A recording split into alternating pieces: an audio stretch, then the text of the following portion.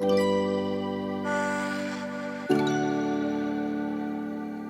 Experiences is bringing a new social innovation program into the community. Something that's really unheard of, that we really need in our community. I started this program because of my own experience in life. And I wasn't educated. I was very disconnected from my own family, from my own community, and even from the whole system itself, Oceanside itself. The whole idea is to bring as much wonderful people together, to really have a support system for not only our youth, but also our homeless people, our just working families itself. I'm on a mission to educate, to heal, and to support our communities. The more we smile, the better we live. Events like this are highly of importance. I mean, it brings awareness to people that don't have this information or not really aware of what's happening out there. It brings people together from all aspects and really have that conversation, a real raw conversation, a human conversation, and how do we come together as a team, as a city, as a community. Oscarine, where are you? Come on, baby, come on. Come on, baby.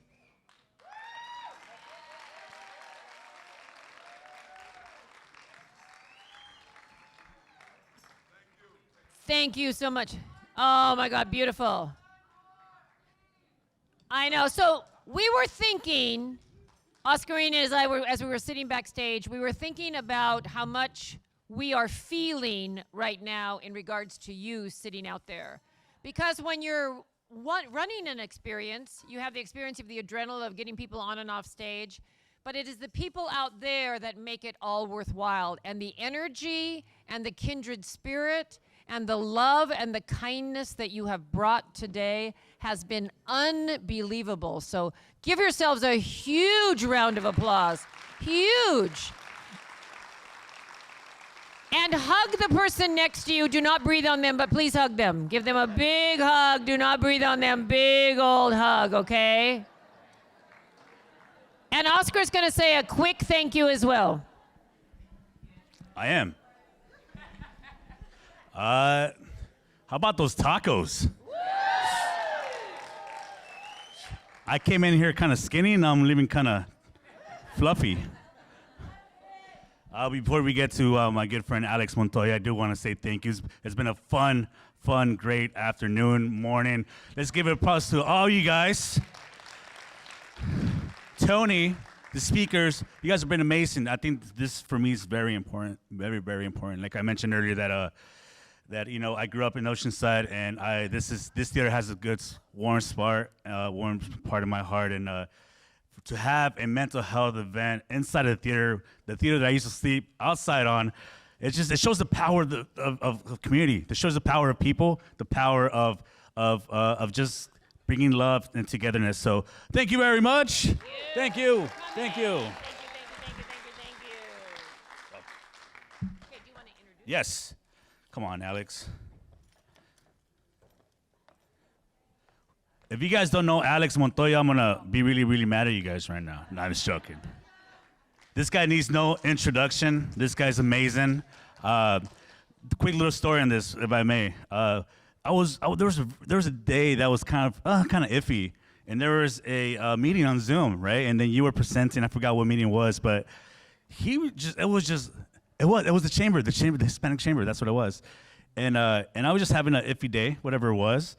And Alex came on, and he said I think he said 3 words, and I just broke down. And he broke down not because of anything. It was just that I felt the love. I feel like you were speaking to me, man. And ever since then, I was like, dude, yeah, like you and me are rocking together the rest of our lives, man. So please give a round of applause to Alex.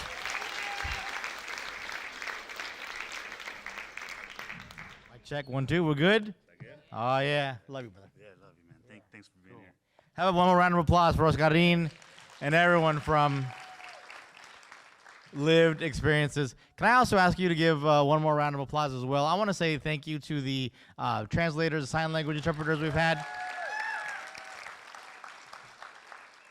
And the reason I do that, and thank you for all your hard work, is because a major part of mental health for those of us with disabilities is inclusion.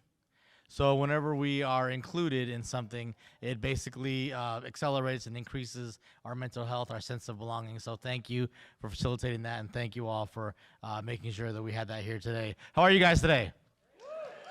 Wonderful, wonderful. Well, I'm going to close out today's presentation, so I won't be too long. When Oscarin first invited me to come speak, as he mentioned to you, I wasn't sure really what my overall purpose was. And first of all, before I go further, I'm going to have you do me a favor. Everybody, before we leave here, clear your throats. Clear your throats. A good. There you go. Let me clear my. Yeah, there you go. Clear your throats. Turn to the person to your left or your right and tell them you are where you need to be.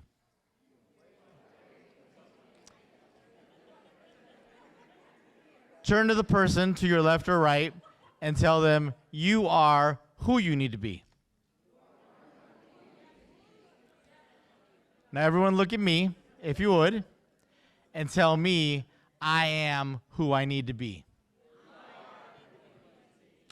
Also tell me I am where I need to be. I believe that is mental health pretty much distilled in its purest forms.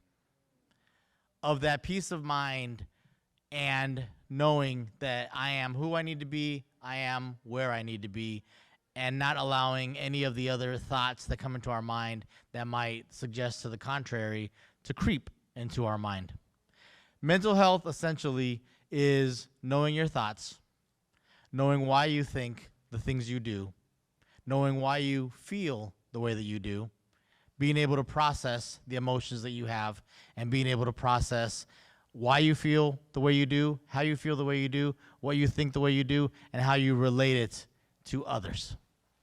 Now, as I was beginning to say, when Oscarina and I met over Zoom, and it was through the Hispanic Chamber of Commerce, and I guess just kind of in giving thoughts like that, he said, man, I got to have you come to this conference that we're going to do. And I said, but Oscarin, I'm not what would be considered a mental health professional. And I'll tell you who I am. My name is Alex Montoya. I come from San Diego, beautiful San Diego, East Village. Love being here at Oceanside. Big fan of Oceanside, so thank you for having me. I am a writer, I am a speaker, I am an immigrant, and I am also a person with a disability. How many of you realize that our mental health journey really begins the moment we're born? It really begins the moment we're born. Don't let anyone tell you otherwise, and don't let anyone ever minimize when you emphasize mental health, because all mental health is our thoughts, our feelings, what has happened to us, traumas that we've had, experiences that we've had, all of that and more. And it begins the moment that we're born. Now, for me, a major aspect of that was the fact that I was born with my disability. Because of a birth defect, I was born missing both of my arms and my right leg. I wear prosthetic arms, I wear a prosthetic leg, and when I was 4 years old, I moved from another country, Colombia, South America, here to the U.S.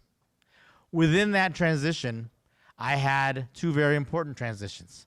I left my family in Colombia, and I moved in with relatives that I had living here in San Diego. And like all other immigrants that come to this country from wherever, I had to learn a new language, had to learn a new custom, had to learn a new culture, had to learn where I fit in.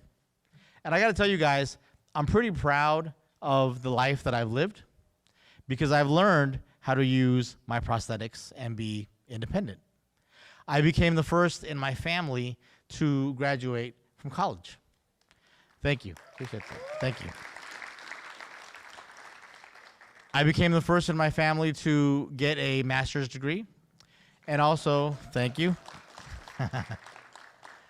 And also to work in the corporate world, be self-sufficient, be independent, and then launch my own business of writing about my experiences, speaking about my experiences. I have a table right outside. Love for you to come by. I'm very proud of all of those things. But my entire life, I have really seen that people are very quick and very gracious to say, you are an inspiration, you are a motivation. And I know they mean well, but how come no one ever stopped to say, how's your mental health? how are you doing? You inspire me the way that you move with your prosthetics and the fact that you overcome your disability. But how are you mentally? How is it in coping with your emotions and with your feelings? How come no one ever asked me those questions? Well, I'll tell you why. It's because I believe that as a country and as a society, mental health has been taboo for far too long. Far too long. And we've just now moved from not having it be a taboo subject to actually being something that we talk about and actually being something that we work towards. I'm here to encourage you all to have it be not only something we talk about, but to make it the number one priority of what we do. The number one priority. No matter what our field is, no matter what our background is, no matter what we do professionally or educationally or in service or any of that, it should be first and foremost in everything that we do. Obviously today, the main focus is public safety and security, and it should absolutely be at the forefront of everything we look at with security. It should be the thing that we think about the most, and for too long, we have not done that. But I look at today as a beginning. I look at today as a start. The fact that we are here today and talking about it and discussing it and sharing our experiences is a celebration. It's cause for celebration because we are finally taking mental health and removing it from the shadows and putting it at the forefront and saying we are going to make it a top priority.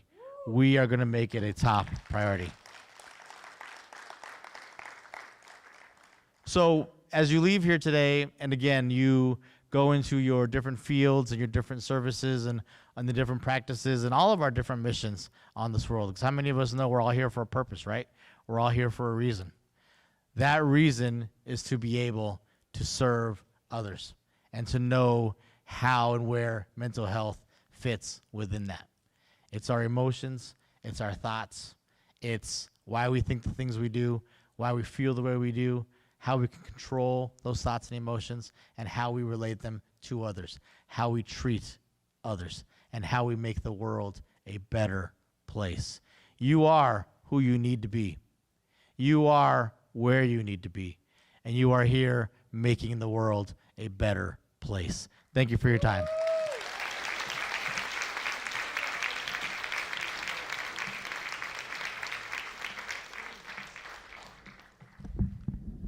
I love him, and I don't even know him. I love him already. So I thought we'd give the audience a little bit of time to ask questions. Oscarine, get your butt up here. Oh, excuse me, was he not a speaker? Excuse me. Right up there, there you go. He gets to sit in a little crappy wooden chair. There we go. Okay, thank you. The question was, how do I know all these people? It's a beautiful thing, right? It's such a beautiful thing. I don't know. I don't know. You know what? I think it is that I love people. I love vibing with people. I love learning from people. And I beat myself down if I don't get to say hi to somebody or if I don't get to ask a question, kind of get to know somebody. I'm the guy who goes around, it's kind of annoying, like, hey, what's up? How you doing? Hey, what's going on? You know, and I'm always trying to offer burritos, but no one takes my burritos. Apparently, I'm the only guy who eats burritos around here, but I don't know what it is. I think I like to make it, I like to be inviting, or I like to be very open with people, and I think that really opens up this door possibilities with me and others, and I think I just come across as a good guy, so I don't know why people like me. I still don't know. That's still a mystery, so. But thanks for the question.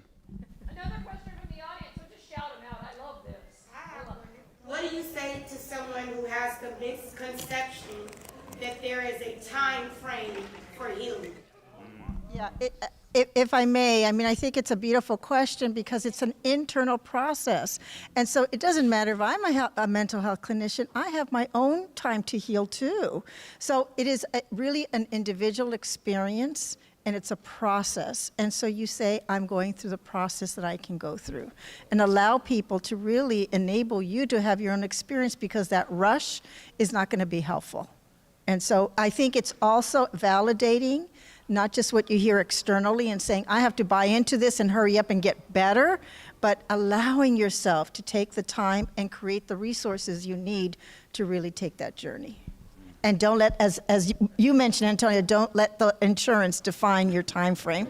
Come on. Yeah. Just add that, healing happens, we become more whole when we can fully face whatever it is. And sometimes those things are buried and only come up a little at a time because we're not in a place that's safe, a place that can really help us to face something that puts restrictions on it. You can face it for 50 minutes and then go. And so there are a lot of basic reasons that it takes more time. Is often we don't find ourselves in a place that is supported, that's safe, that we can face what needs to be faced and take that time. And that's the limitations, I think, of a lot of the current systems that are in place, that are intending to help, but in fact may really only kind of kick things down the road.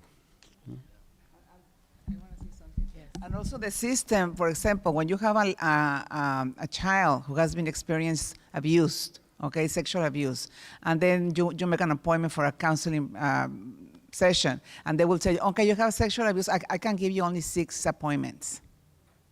Only 6? Yeah, that's what your insurance pays.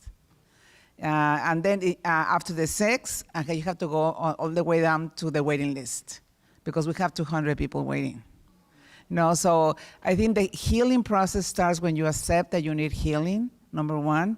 And number 2 is as soon as you accept that you need healing, that you need help, it's a process. Everybody's different. It depends how old are you, depends what happened, and depends you have other issues behind that. So healing is different for every single person, and that's the way I think. I agree. Who gave you permission to rearrange me? Certainly not me. I say that because there's different types of healing. There's different types of process, and I hear what my comrades are saying about health insurance determining how we get help. And I too have felt that frustration. And I've had to advocate for myself. And so I would say that every situation is different. There's different types of healing. There's spiritual healing. There is emotional healing. There's physical healing. There's all sorts of types of healing. And so I think when we prescribe what the end will be, it's a continuum. Because I can heal from this part, but then something happened. You may say something that triggers somebody, like, whoa, T, I didn't know that was there. And now I'm bleeding all over you. You know what I'm saying? And now I'm embarrassed. So it just depends.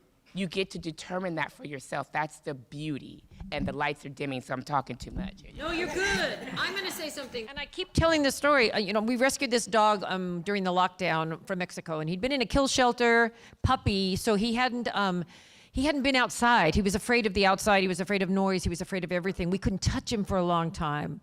The rock dog. Hard to believe, the rock dog, the rock dog. And so I hired a behaviorist. People laughed at me, and I said, well, my mom was a therapist. You can hire a behavior. I'd had dogs my whole life. Didn't know what to do with this particular trauma, this particular animal. But in America, everybody knows. My neighbors tell me what to do with this dog. The person on the street I would see tell me what to do. Everybody was an expert in America on the dog. But the darn dog was scared to death, and I couldn't pet him, right? So I hired this behaviorist, and she does nothing but support and love and redirect his behavior. Support and love and redirect. And she tries to communicate with him. She tries to find out what he's saying to her. So she's worked with him for 2 years. I mean, you wouldn't know now. Oscar's, people who know me have been to my house. He gets a little crazy sometimes. He's an anxious dog. He's going to have lifelong anxiety, right? We're going to live with that anxiety forever. But it was a reminder of what we do with our children. With our children, we redirect them. We do a much better job with them. But then when people grow up, we don't do it anymore. We don't support each other in that way. We don't help people when they're having a bad day. We don't say, go home from work. It's too much. Work is too much for you today. Go home, right? We don't do that. So I think, you bring up such a big issue. We need to allow people to have process, wherever they are in their lives. So I don't know who was going to speak, but I just had to get in there. I think somebody else had a question out there. I would want to know, if you had a magic wand, what would you change about the current system that is currently in place? I would make racism illegal. I would make racism illegal. Illegal. Illegal. Right? It should be illegal to be racist in this country. Right? Go to prison. If you're a jerk, if you're just trying to mess up people's lives, go to prison. Right? No, go to Truth and Reconciliation. Oh, that's what it Go is. to Truth and Reconciliation. Come on now. Let's take that away from them. You know, I mean, in all honesty, this every solution, every problem that we have, every lack of education, homelessness, incarceration, even gentrification, everything's based on the idea of racism. Everything is. But we're so afraid to talk about it, right? We live in this bubble. Even in nonprofits, there's so much racism in nonprofits, right? I spoke about earlier when I was going through my transition, I was never good enough. I never fit the modality. I never fit the grant, right? I was only data. People love to talk to me. They still love to talk to me now. They're like, Oscar, how do you do what you do? Can I go pass out flyers in your community? I'm like, dude, leave us alone. Every politician, hey, I want to do some outreach. I want to know what's going on in the community. Bro, if you need me to help you get a vote, don't come around, brother. We don't need you. What the fuck? Right? But so like, I think we gotta eliminate that. White people, we need help. White people! But stop being white savior. Like, stop it. Feed me. Yes, feed me, please. But if I had a magic wand, I mean, oh, by all means, dude. It's 2020. What is it? 2022, and we're still talking about this. We know what the problem is, and that's where it is.